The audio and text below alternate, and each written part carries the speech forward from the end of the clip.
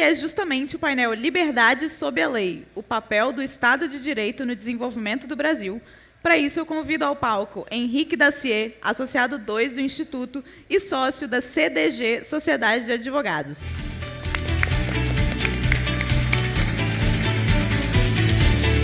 André Marcília, advogado e professor de Direito Constitucional, pesquisador e especialista em liberdade de expressão, fundador da Associação Lexum, primeiro advogado a atuar nos inquéritos das fake news, autor do livro Censura por Toda Parte, colunista no Poder 360 e comentarista jurídico em diversos programas e emissoras.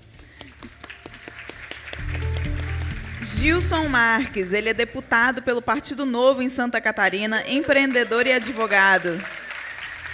Pós-graduado em Direito Civil e em Direito Processual Civil. No Congresso, ele atua como único libertário, com agenda voltada às liberdades individuais e ao combate à corrupção, ao corporativismo e às ideias coletivistas. E Marcelo Tostes, advogado, empresário, sócio fundador e CEO do Marcelo Tostes Advogados, referência na conexão entre tecnologia e inteligência jurídica.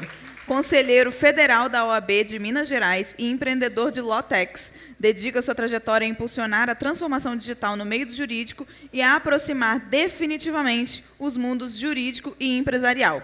Para a apresentação do painel, convido Ciro Kiel, associado 2 do Instituto e diretor financeiro na Laço Forte.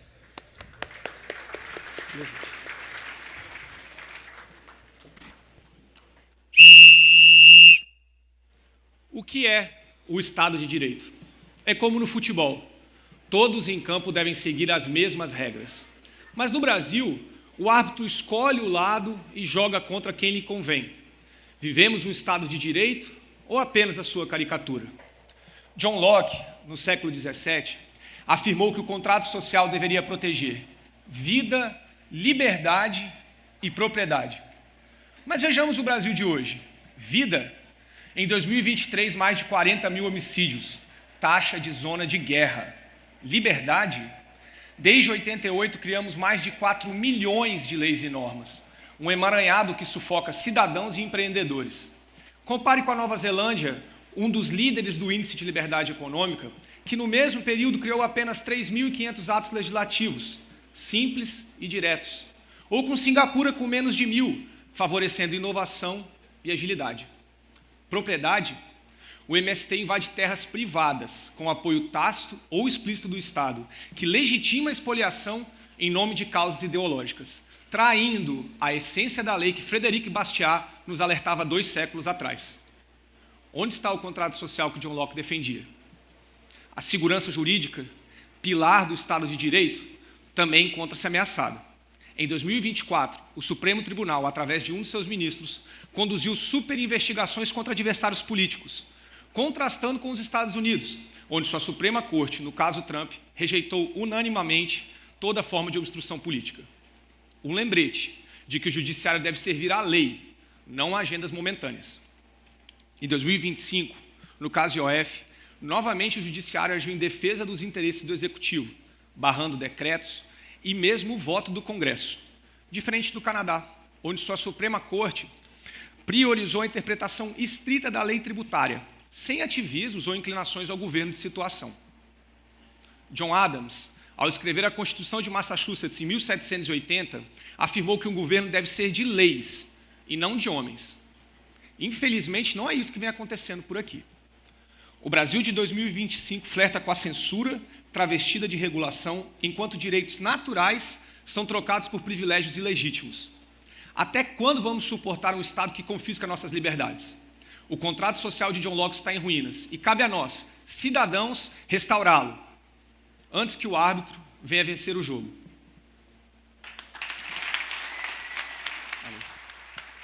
Obrigado. Boa tarde a todos. Chegamos ao último painel do dia, com o tema Liberdade sob a Lei, o papel do Estado de Direito no desenvolvimento do país. Agradeço a presença do Dr. Marcelo, do Dr. André e o deputado Gilson para colaborar. Dr. André Marcília, gostaria de ouvir suas considerações iniciais. Obrigado, boa tarde, cumprimento a todos. Prazer estar aqui. sempre um prazer participar desse evento. E estou com um microfone aqui. Vamos trocar?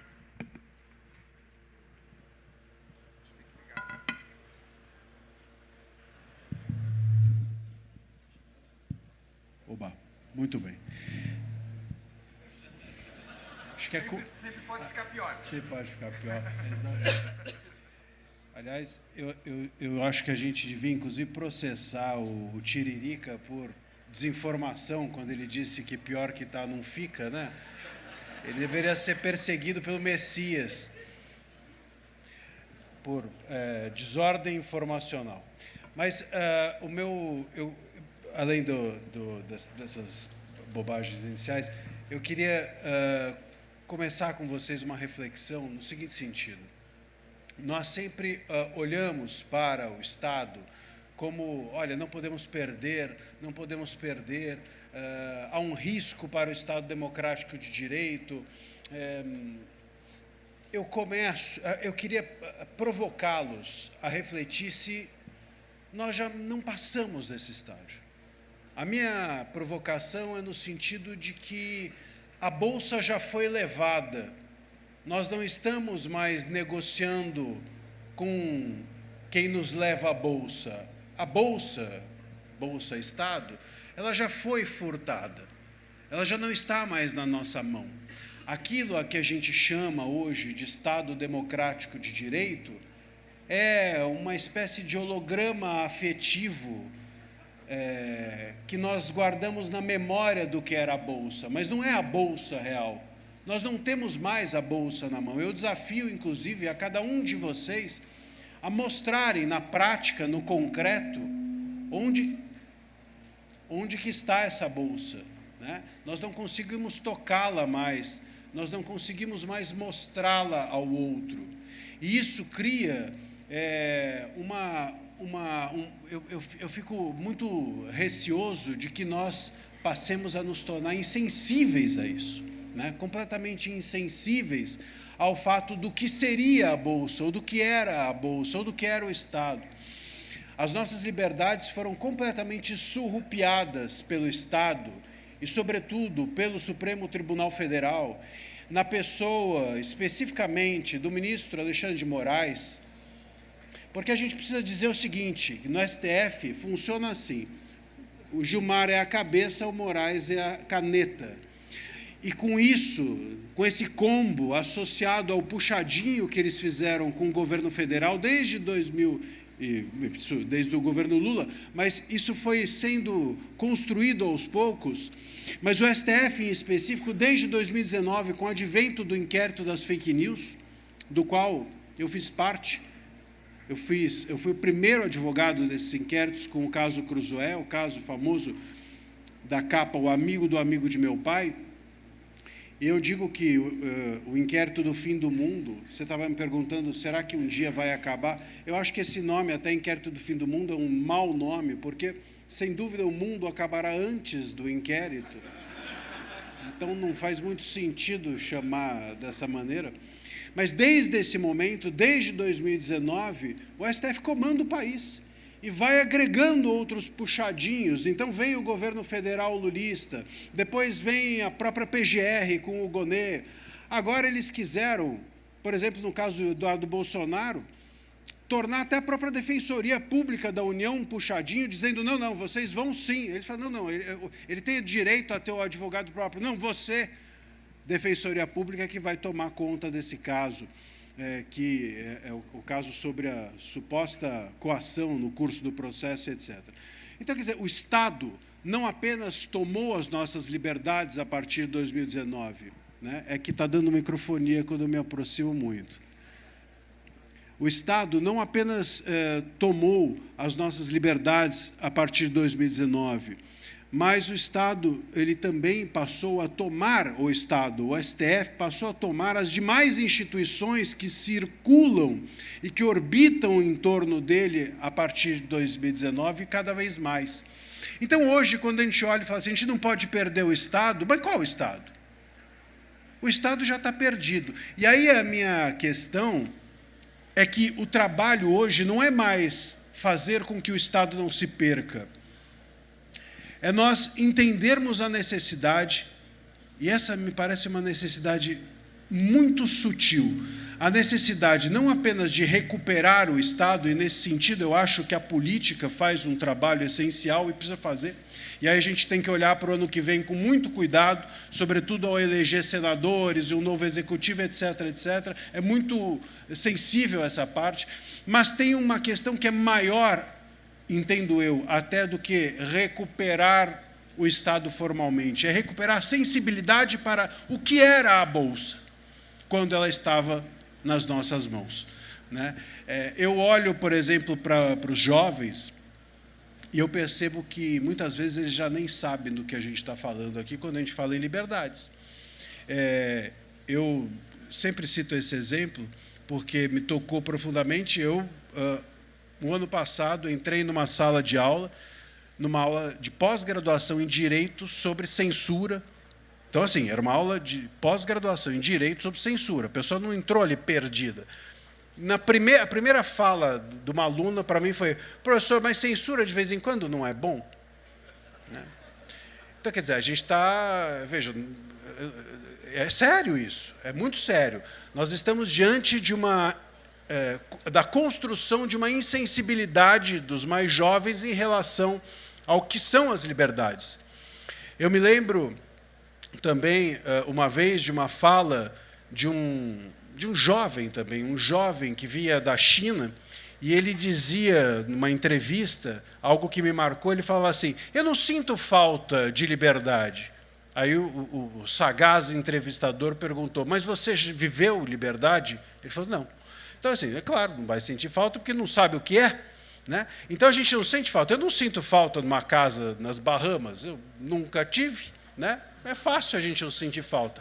Se eu tivesse, provavelmente no dia seguinte que eu perdesse, eu sentiria. Mas se você não tem, e as novas gerações vão crescendo sem ter, porque a gente tem uma molecada que agora, em 2019, estava com 13 anos e hoje está nas universidades, ouvindo dos professores de direito constitucional que tem gente aí no STF salvando a democracia.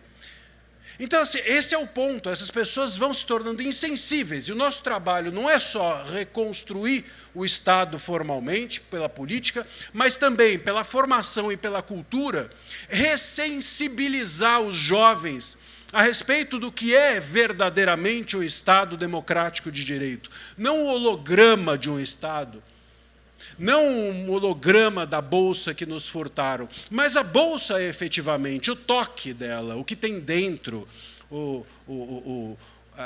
a relação visual, tátil, o contato afetivo com aquilo que é o Estado democrático de direito, né? A tranquilidade de você saber que você pode falar e uma Constituição te protege, a tranquilidade de saber que o STF, como algumas décadas atrás, era o lugar para onde você destinava as suas liberdades. Quantas vezes, na minha advocacia, por exemplo, eu não tomava uma piaba de um juiz de primeira instância e depois falava assim: não, tranquilo, fique tranquilo que no STF depois a gente reverte.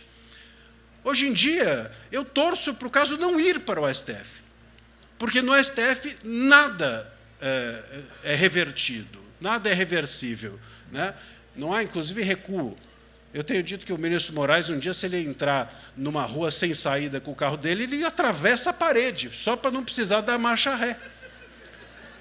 É um negócio impressionante. E manda prender a parede. O pedreiro que fez... Dá 48 horas...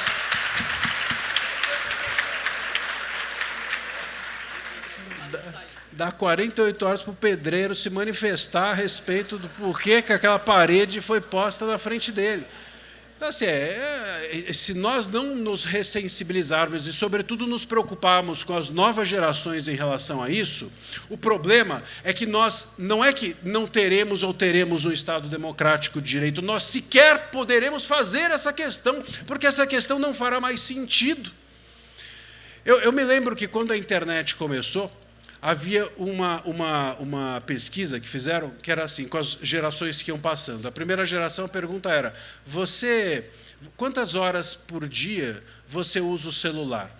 Aí a primeira geração, lá os mais, era 5 horas. Aí a outra geração, 10 horas. A outra, 15 horas. Aí a nova geração não entendia a pergunta. Como assim não usa o celular? O celular estava com a pessoa há tanto tempo que ele não fazia sentido a pergunta de quando que você vai estar com o celular. Então, o meu receio é que a gente chegue nesse momento de insensibilidade em que não faça sentido nós nos darmos conta de que as nossas liberdades estão faltando. Eu acho que, sobretudo, vocês que estão aqui, vocês que são jovens, e nós que temos contato com vocês, que são jovens, temos uma obrigação, que é a obrigação de, como diz a Bíblia, né? Quem planta tâmaras não colhe tâmaras. Talvez a minha geração possa não colher, mas tem o dever de as plantar para o futuro. Obrigado.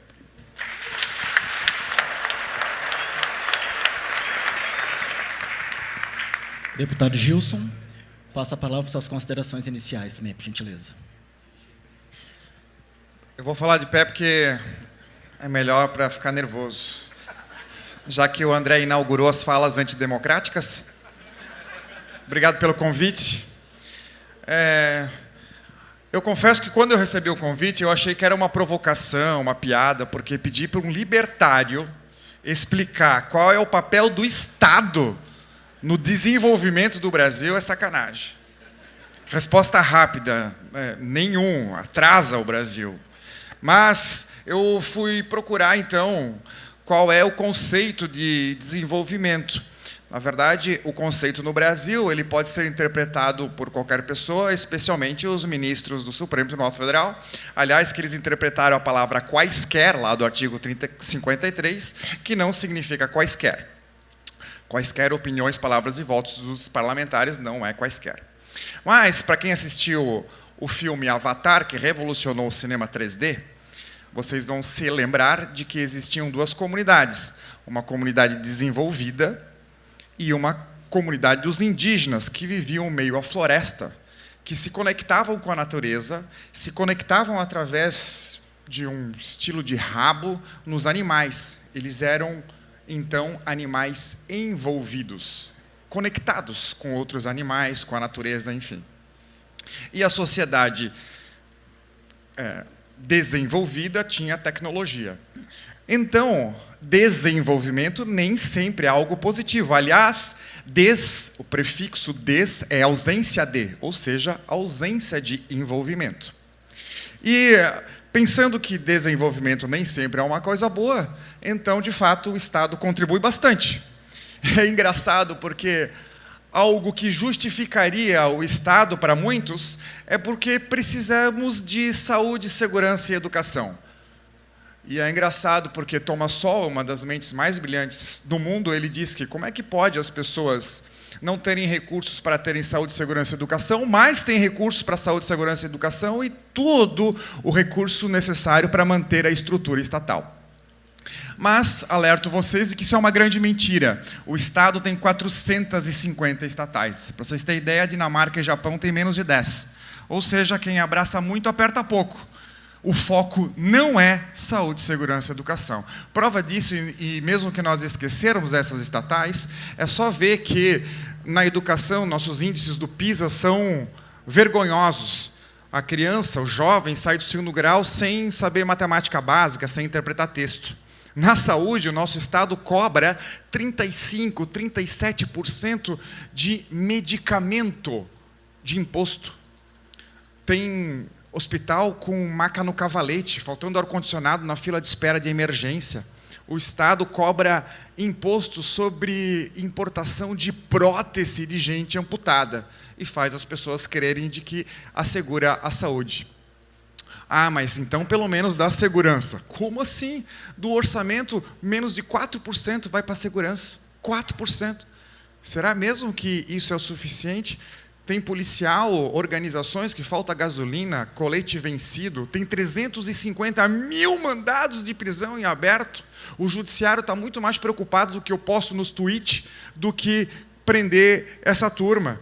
Então, a grande verdade é que os políticos e o Estado, tudo que eles fazem com o pretexto de ajudar, acaba prejudicando e se resume basicamente em duas soluções. A primeira solução é que, para resolver os problemas da vida, eu preciso de mais recursos. Afinal de contas, nada se resolve sem dinheiro. E como que o Estado faz para ter dinheiro? Só tem uma forma, arrancando o dinheiro da população. E aí, obviamente, os problemas não são resolvidos. E aí se volta a reclamação aos políticos. E eles dizem, bom, eu até tenho um pouco mais dinheiro agora, mas eu preciso de gente para tocar isso. E aí o que se faz? Concurso público. E é óbvio que os problemas da sociedade não são resolvidos. E o ciclo se repete. E aí nós temos um Congresso Nacional que faz as regras da sociedade, que o problema deles lá é que a metade é incapaz e a outra metade é capaz de tudo. E a maioria das leis, normas, elas são ruins, não atingem o fim que se espera, ou causam um boleto para a sociedade. E o problema é que a sociedade acha que essa gente faz coisa boa e tem um mito de que eles trabalham pouco. Pessoal, os parlamentares não trabalham pouco e esse é um problema. Eu vejo nos jornais as pessoas reclamando porque o Lula vai viajar de avião com a Janja e que gasta combustível, passagem aérea, hotel, frigobar e fica longe, só viaja. Pessoal, é óbvio que isso é ruim, tem prejuízo, mas prejuízo muito maior é quando ele fica aqui administrando. Agora...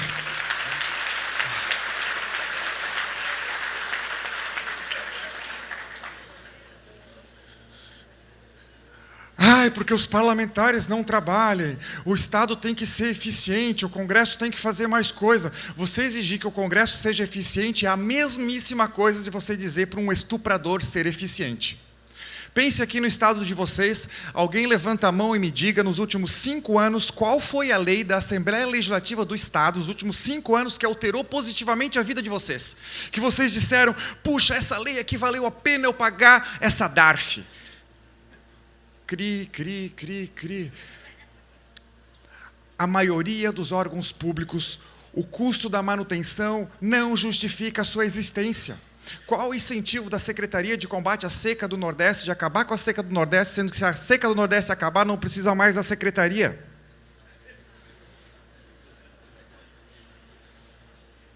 Esse que é o grande problema. Nós pagamos para gente incompetente, cujo interesse jamais é o fim que eles dizem, porque, queiram vocês ou não, os políticos, eles não têm sangue azul, eles não são especialistas, eles simplesmente, assim como todos, eles têm um interesse prioritário que é si próprio. As pessoas confiam, porque o Senado tem que fazer alguma coisa. Cara, esses caras elegeram Davi Alcolumbre. Eu acho tão bonitinho, gente otimista, mas não dá. É humanamente impossível. Você não consegue casar com uma prostituta e esperar fidelidade.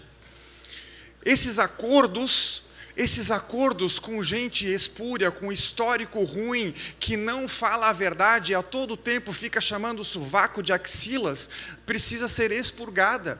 As pessoas que enganam, interpretando palavras de um jeito bonitinho, para cada vez mais arrancar e se manter no poder, é o grande problema. A gente vive num mundo em que os políticos tomaram a conta dos rumos da sociedade. Quando você no teu negócio tem um problema de administração, você chama um administrador, um de economia, um economista, para fazer uma casa, um arquiteto, um engenheiro. Magicamente as pessoas pensam que os problemas da sociedade, todos, mesmo que seja de enchente, de vacina, você chama os políticos para resolver. Como que isso vai dar certo? Aonde? E você recolhe praticamente metade do que todo mundo produz para eles administrarem. No meu estado tem corriqueiramente e infelizmente várias enchentes e em uma delas, uma das mais graves, em 23, inundou uma cidade que se chama Taió, que é muito próxima da cidade que eu nasci. E a cidade ficou toda embaixo da água e tem uma represa com várias comportas que tinha uma entidade indígena lá perto, uma briga danada. E eles pediam para o governador abrir as comportas para a água ter vazão e a cidade começar a fazer a limpeza. quando foi ameaçado, feito esse pedido, a cidade de Blumenau, que é na sequência do rio, pediu, pelo amor de Deus, não abre as comportas, porque aí Blumenau vai encher de água e vai ter enchente. E eu comecei a ser pressionado pelos dois lados, porque eu moro na cidade de Blumenau, uma cidadezinha ali perto. Eu não sei se tem que abrir ou fechar a comporta, eu quero saber um estudo técnico. Eu entendo de economia, de direito, de administração, eu não entendo de enchente, de invasão de água, nada. Para surpresa de 0 pessoas, não tinha esse estudo. Qual foi a atitude do governador? Vamos abrir a metade e deixar a metade fechada. A grande verdade, pessoal, eu vou terminar os meus 30 segundos, eu gosto muito de uma frase, de um pensamento de Ayn Rand, que eu acho que nós estamos vivendo a esse ponto. Ayn Rand diz o seguinte, que quando você perceber que para produzir algo você precisa pedir para quem não produz nada, quando você perceber de que a lei não é feita para nos proteger, mas proteger nós para eles, deles nós, quando você perceber que o dinheiro não flui para quem trabalha, mas para quem tem conexão política, ou quem trabalha com crime ou com suborno, quando você perceber que a honestidade é um sacrifício e o crime, ele compensa, a nossa sociedade está à beira do fracasso. Esse é o mundo que nós precisamos salvar através de educação, através de 10 meses, que é uma janela de oportunidade para a próxima eleição, porque, de fato, não sei o que será de nós a partir de 27, nesse cenário de emburrecimento que nós estamos sofrendo e a cada momento nós estamos aí seguindo na fila do abatedouro. É isso, pessoal. Obrigado.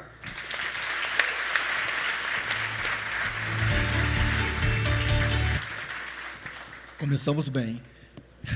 2 falas bastante impactantes, mas tenho certeza que tem um cara aqui que também vai ser tão impactante quanto. Marcelo, o palco é todo seu.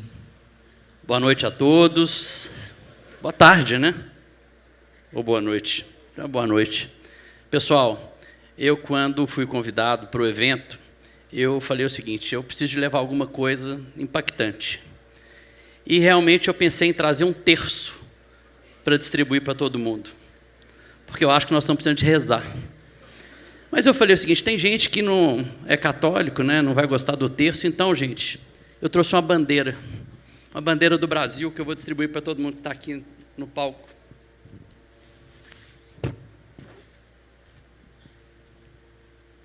Eu vou ficar com a minha. Vou distribuir umas bandeiras também para o público, para a gente lembrar o seguinte, a nossa bandeira, ela é verde e amarela. E nós estamos esquecendo que a nossa bandeira é verde e amarela. Que nós precisamos discutir os temas do Brasil para o Brasil. Que nós precisamos relembrar que o Brasil é um país livre e que nós estamos esquecendo da época em que nós passamos, da época da ditadura, e o que nós estamos vivendo hoje. O que a gente viveu ao longo da eleição do último ano, o que a gente viveu de censura na última eleição, onde uma ministra, que há 5 anos atrás me orgulhou em falar o seguinte, cala a boca, já morreu, quem manda na minha boca sou eu, foi parte do voto da ministra Carmen Lúcia, num excelente voto de um processo em 2015.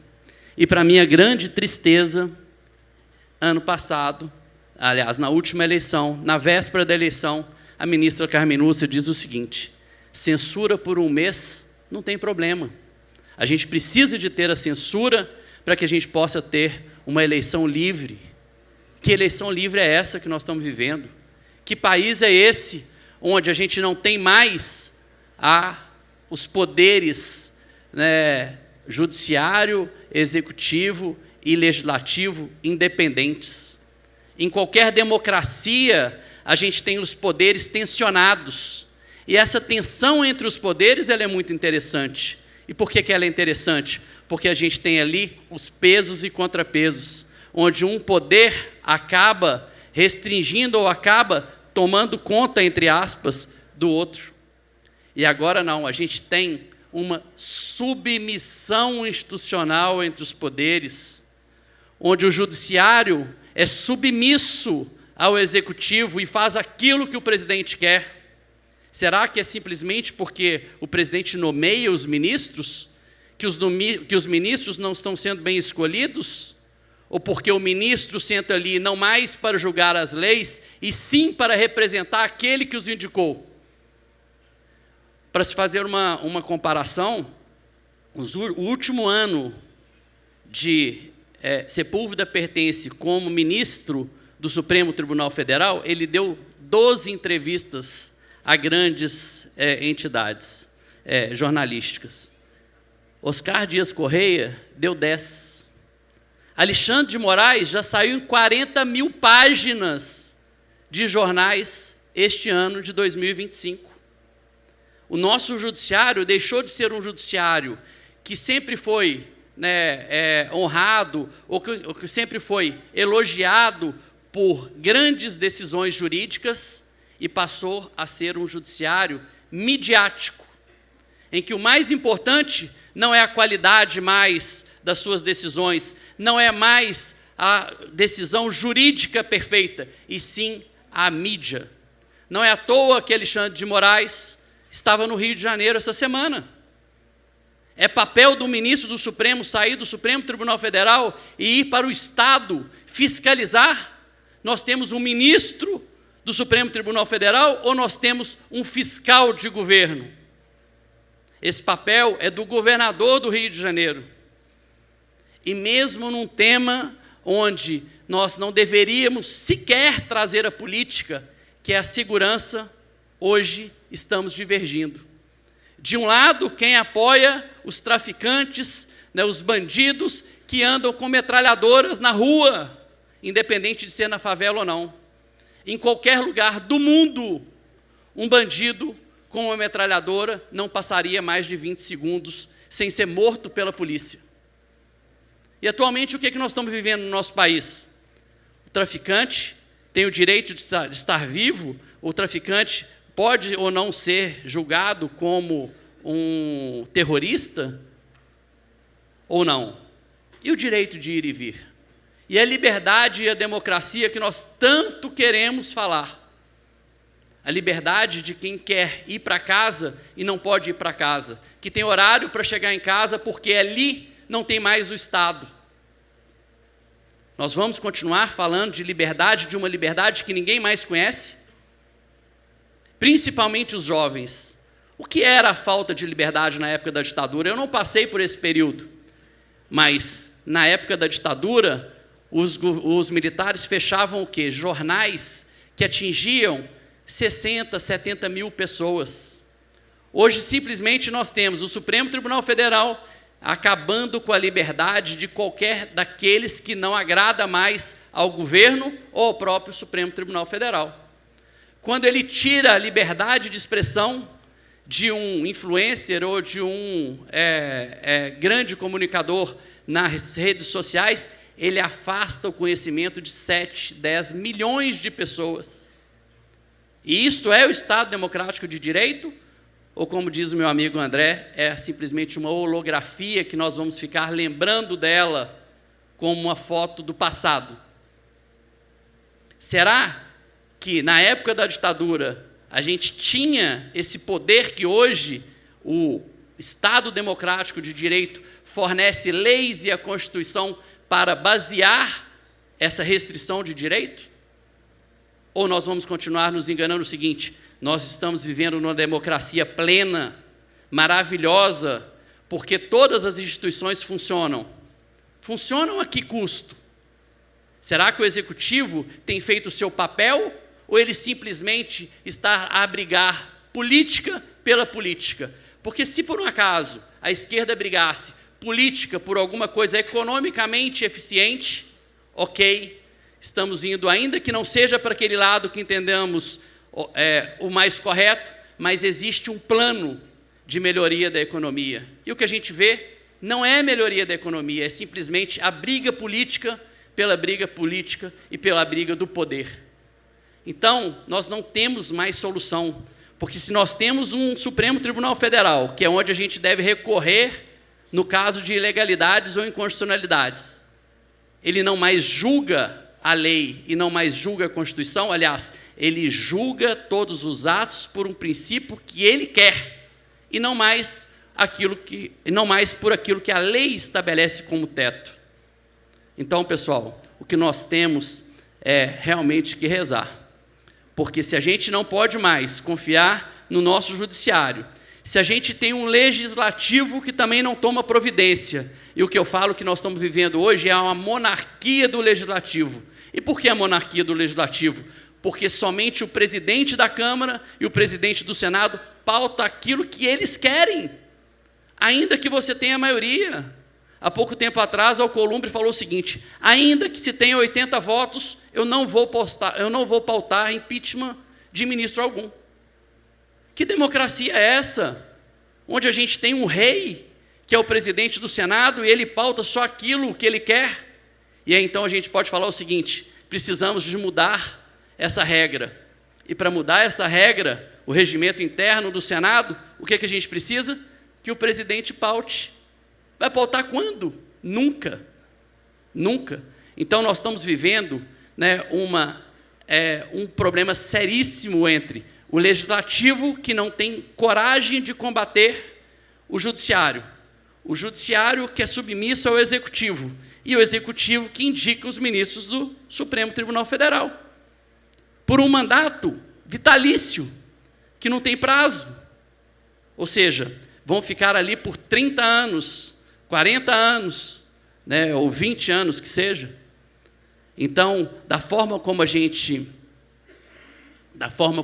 tem o nosso Estado constituído hoje, nós temos a democracia cada vez mais se esgotando. A democracia não existe mais. Então, não adianta a gente querer falar aqui de liberdade de empreender. Como nós vamos falar de economia nesse país, onde a gente só discute uma política pela política, onde o poder é muito mais do que a economia? A gente precisa realmente repensar onde nós queremos chegar no nosso país. Essas são as palavras que eu queria falar um pouquinho para vocês. Muito obrigado.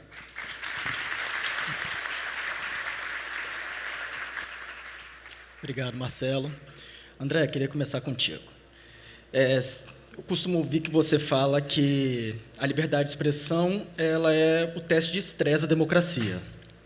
O quanto a censura ou os limites impostos na liberdade de expressão, eles freiam o desenvolvimento do país? Porque parece que muitas vezes as pessoas tratam a liberdade de expressão como uma coisa e o desenvolvimento como outra, mas eu acredito que elas estejam ligadas. Como que isso é afetado?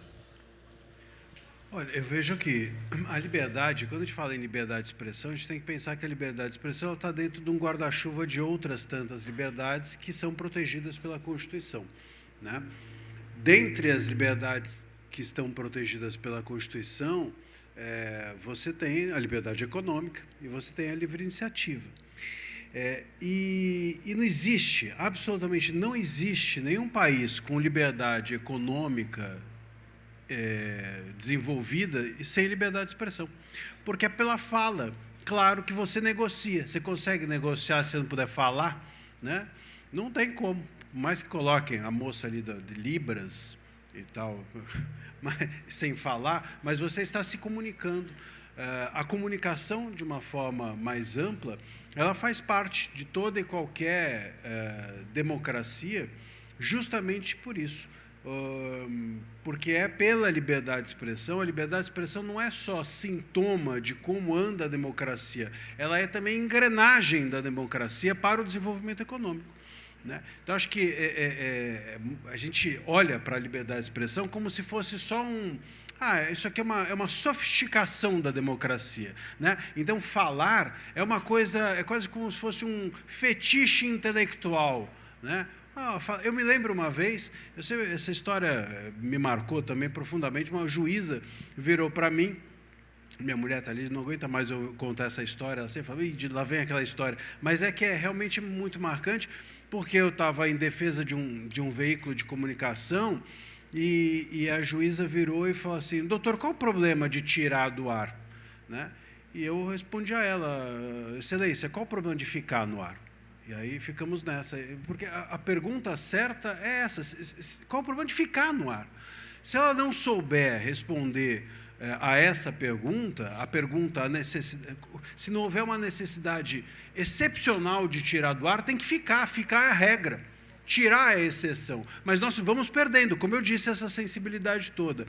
Então, num país em que nós não podemos falar, não sabemos o que falar, não sabemos até onde podemos falar, como é que você negocia?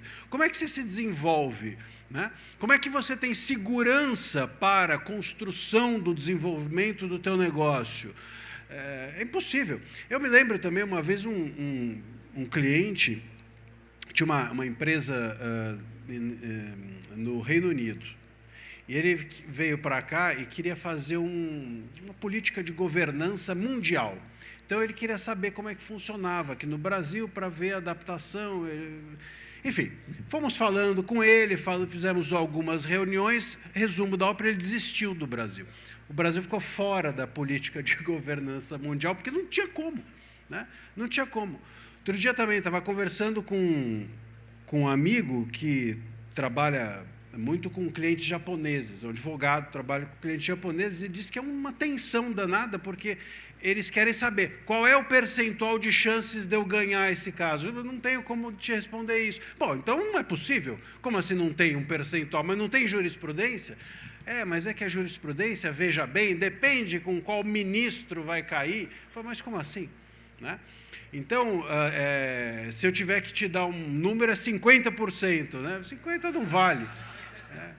Depende, aquelas respostas de advogado que ninguém aguenta, né? Ninguém suporta advogado, justamente porque ficam essas respostas que não levam a lugar nenhum. Mas isso é um empecilho imenso para o desenvolvimento econômico. Então, não apenas há falta de liberdade de expressão, mas essa mão pesada do ativismo judicial e uma jurisprudência hesitante, que eu chamo de jurisimprudência. A gente não tem no Brasil jurisprudência, a gente tem jurisimprudência. Né? Aliás, a característica básica de um juiz é a prudência. Por isso que chama juris de lei, prudência. É a prudência do juiz formatada ali, resumida naqueles determinados pontos. A gente tem isso. A gente não tem um juiz prudente aqui. Vamos para a Suprema Corte. Quem ali é prudente? Né? Ninguém. Né? O mais prudente ali o mais prudente ali é o que foi embora. Porque ele foi embora, só por isso. Prudente porque ele resolveu ir embora. Né? Não, enquanto esteve lá, não era prudente. Mas aí fala assim, opa, se eu quero ser prudente, é melhor eu ir embora. Então, assim, a gente não tem segurança jurídica. Isso é um empecilho, sem dúvida alguma, ao desenvolvimento econômico e até investimentos estrangeiros. Você não consegue, aqui dentro do Brasil, fazer um provisionamento. Você tem uma imensa dificuldade. Isso jurídico, não um provisionamento jurídico, isso é uma grande dificuldade. Então, acertar o judiciário e dar vazão à liberdade de expressão é também um impulso negocial de extremo relevo. E as pessoas têm dificuldade de fazer isso. Você sabe que eu falo de liberdade de expressão muito, e eu tenho começado agora, recentemente, a ser chamado em podcast sobre negócios, economia e tal. Agora parece que as pessoas entenderam que liberdade de expressão tem a ver com negócio. E tem, com certeza. Obrigado, André. Ô Henrique, só fazendo um complemento, né? Nós estamos vivendo num país que, se você fala alguma coisa que não agrada, você tem a sua rede social cortada. Se você continua falando, você tem o seu passaporte apreendido. E se você insiste em falar, você corre o risco de ser preso. Eu vou ser muito sincero, eu não tenho medo de ser preso, mas eu acho que a população brasileira está com medo de ir à rua. E quando a gente não tem mais um judiciário que a gente acredita que é a solução dos nossos problemas, a gente precisaria de ir para a rua para a gente falar. E isso, o próprio judiciário faz com que as pessoas fiquem com medo, propositalmente, para que elas que as pessoas não vão mais para as ruas, e com isso a gente não tenha mais essa manifestação. Hoje, qualquer pessoa que é convidada a ir a uma manifestação pública, ela pensa duas vezes: será que eu vou? Eu não vou? Eu posso ir? Eu tenho família, eu tenho emprego. Se eu for filmado, vou perder meu emprego ou não? Né? Então, André, eu acho que a gente está vivendo num momento de medo que eu não sei se a gente viveu nem na época da ditadura. E você me permite, você sabe que esse negócio de ser preso, as pessoas estão eles estão invertendo tanto o jogo, né? Prendendo inocentes, soltando o corrupto. Eu tenho medo de ficar solto. Talvez seja o medo que a gente tem aqui. Outro dia um jornalista, não é?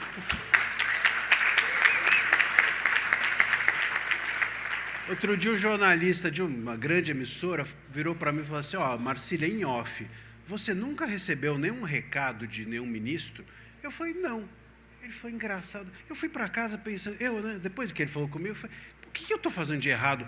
Que eu não recebi nenhum recado? Será que eu devo apertar algo? Tem alguma coisa estranha mesmo, né? Então, assim, a gente vive num país desse. É o mapa mundi invertido do IBGE que eles nos apresentaram em escala mundial. Obrigado, André. Mas se a gente tem também essas decisões controversas, a gente tem uma lei também, ou várias leis, que acabam também sendo interpretadas de forma diversa nesse sentido. Eu acho que ninguém é melhor para falar de lei do que o Gilson, sendo que o Gilson é o nosso libertário declarado lá no Congresso Federal. E eu queria saber, Gilson, como é ser libertário dentro de um parlamento construído sob a lógica da troca, do privilégio e do corporativismo? De que forma é possível enfrentar esse sistema de dentro para fora?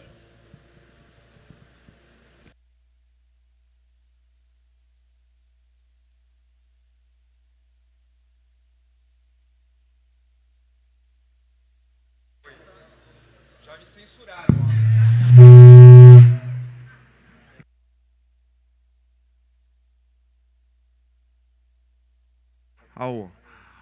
O desafio maior que eu volto é tentar convencer as pessoas de que o Estado, o político, são o problema e não a solução.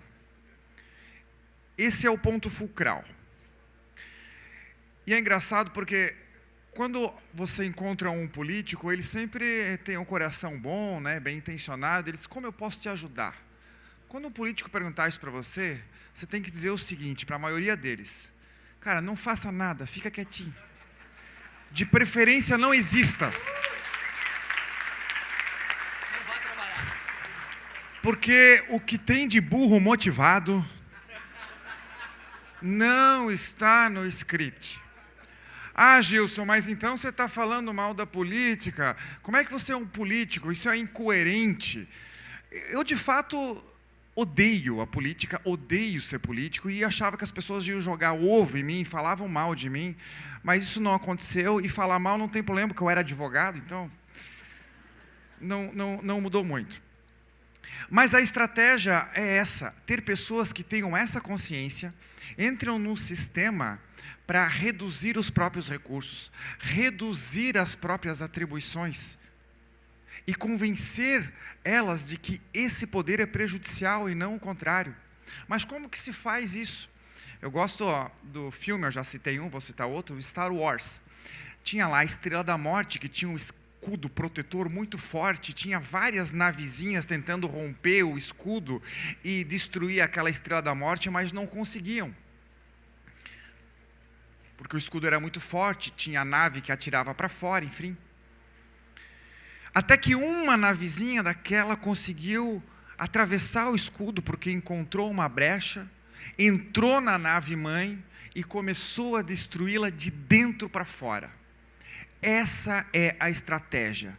Ser um cavalo de Troia, colocar a gente com esse pensamento para que consiga combater no sistema e não fazer parte dele. E isso é extremamente difícil porque o trabalho do parlamentar é produzir. E a produção lá, ela é extremamente negativa. E a vitória de um liberal ou de um libertário, ela é muitas das vezes invisível. Por exemplo, eu vou dar uma que não pode sair na TV, que é uma de psicologia reversa.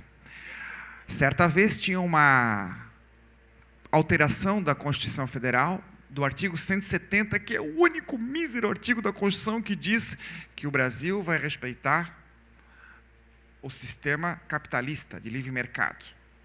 E a proposta era para fazer uma alteraçãozinha, de que o sistema brasileiro seria do capitalismo social. E eu fiquei apavorado, porque eu estava sozinho, meus outros colegas tinham outras 3 ou 4 comissões, uma montoeira de coisa para fazer. Eu era um dos coordenadores da comissão, foi na reunião de líderes para definir a pauta. E eu com taquicardia, com aquele troço ruim para caramba, alterar a Constituição, enfim. E aí me deu um estalo, tinha 3 deputadas escandalosas do PT, assim, no canto da mesa. Daí uma olhou assim no papel, né? O que é essa pauta aqui, capitalismo social e tal? Aí eu falei para ela, olha aí, ó, finalmente vão colocar na Constituição que o capitalismo também é social. Ela olhou para mim e falou assim, somos contra, somos contra, somos contra.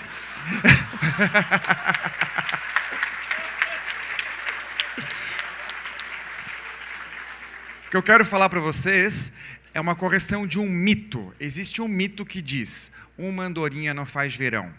Isso é uma grande mentira, pessoal. 90% das leis aprovadas no Brasil, que é 15 leis federais por dia útil, são aprovadas nas comissões temáticas, onde as leis são conclusivas, terminativas, 90%.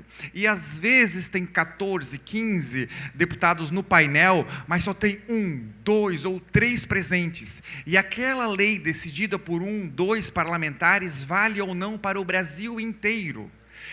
E são inúmeras leis que a gente barra, que a gente diz que não funciona, fazendo perguntas básicas, que nós fazemos o nosso trabalho, o nosso emprego. Eu tenho um mantra que eu aplico há 7 anos, que é o seguinte, se toda lei, se toda política pública fosse respondida objetivamente, com lógica, nós não estaríamos nesse mundo, que é, primeiro, quanto custa? Segundo, quem vai pagar? Terceiro, se quem vai pagar concordou com aquele pagamento. E 4, se aquela política pública ou lei beneficia de verdade a sociedade ou o político que está propondo ou aprovando. Se essas 4 leis fossem, 4 perguntas fossem aplicadas, nós estaríamos salvos da maioria dos problemas que nós temos. A democracia é um grande engodo. Na verdade, nós temos ao contrário. Nós temos pequenos grupos que têm conexão com parlamentares, isso se chama rentismo, onde com essa conexão eles conseguem benefícios para o seu setor, para a sua localidade ou para si próprio com custos difusos. Então, na verdade, a única coisa que é socializada, que é democrática, é o custo desse benefício concentrado. E o problema é muito grave, porque a partir do momento que as pessoas, as empresas, entendem que isso dá certo, elas param de investir em tecnologia, em marketing, porque vale mais a pena investir em conexão com as pessoas que geram o benefício. E aí está pronto a democracia de fachada, ou como é que chama? De holograma que nós temos hoje.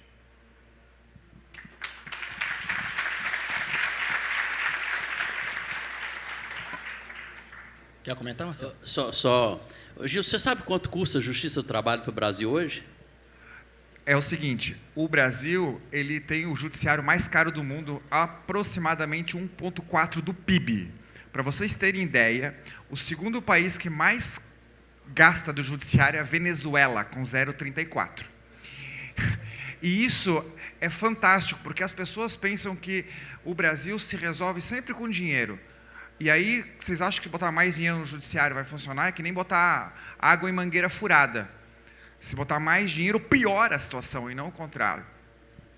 O judiciário, a Justiça do Trabalho gasta, hoje, para o funcionamento dela, em torno de 39 bilhões de reais, para resolver algo em torno de 42 bilhões em demanda.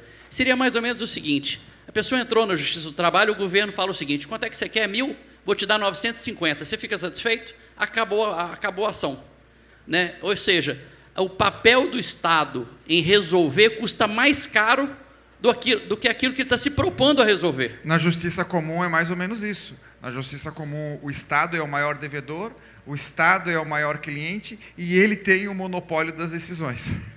Negócio bom pra caramba. O Supremo hein? Tribunal Federal hoje gasta 1,2 bilhão de reais para poder se manter, com apenas 11 ministros.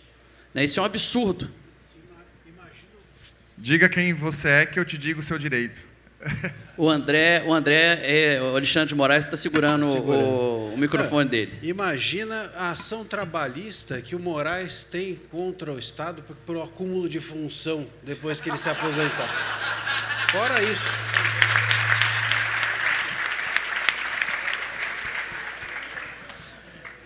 Marcelo, a gente está chegando a uma conclusão, então, de que o sistema de freios e contrapesos aqui ele está meio desbalanceado, né?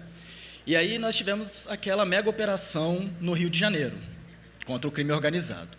Você acha que o crime organizado hoje, ele surge como um quarto poder dentro dessas crises de instituições?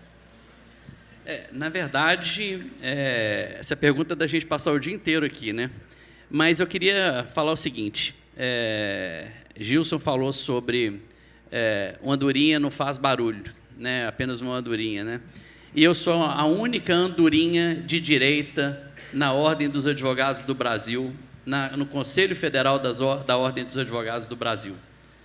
E o que mais me impressiona é que o que eu acho que é o óbvio, o que eu acho que é o correto, né, que a gente buscar a OAB, o papel tão importante que a OAB já desempenhou no cenário nacional, foi a OAB que trouxe as diretas já.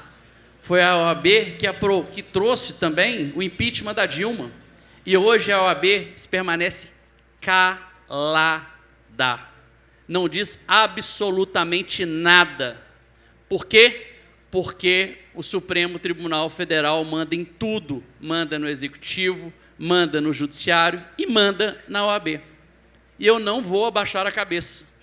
Então, quando a gente tem alguém que tem a coragem de falar, como é o Gilson, lá na Câmara dos Deputados, e a gente precisa de continuar falando, e muitas vezes, Gilson, a gente fala o seguinte: vou desistir, não vou mais falar, não vou mais brigar. É exatamente o que eles querem, né? Que a gente pare de falar, que a gente pare de brigar. Por quê? Porque a gente vai dar espaço ao quarto poder.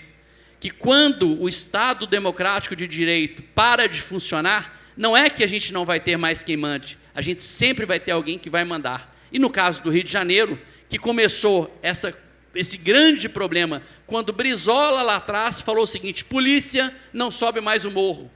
Quando a gente teve a DPF agora, na época da pandemia, que o ministro Fachin falou o seguinte: não pode mais fazer operação policial. E o que a gente está vivendo hoje é uma culpa dos nossos próprios governantes. Porque se a segurança pública tivesse sido feita de maneira correta, a gente não teria chegado onde a gente chegou. Então, eu acho que é o papel tanto do deputado, quanto do representante da OAB lá no Conselho Federal, quanto de todos vocês, cidadãos brasileiros, continuar gritando por uma mudança. E ano que vem a gente tem a eleição, que é onde a gente pode dar a resposta para o que nós estamos vivendo.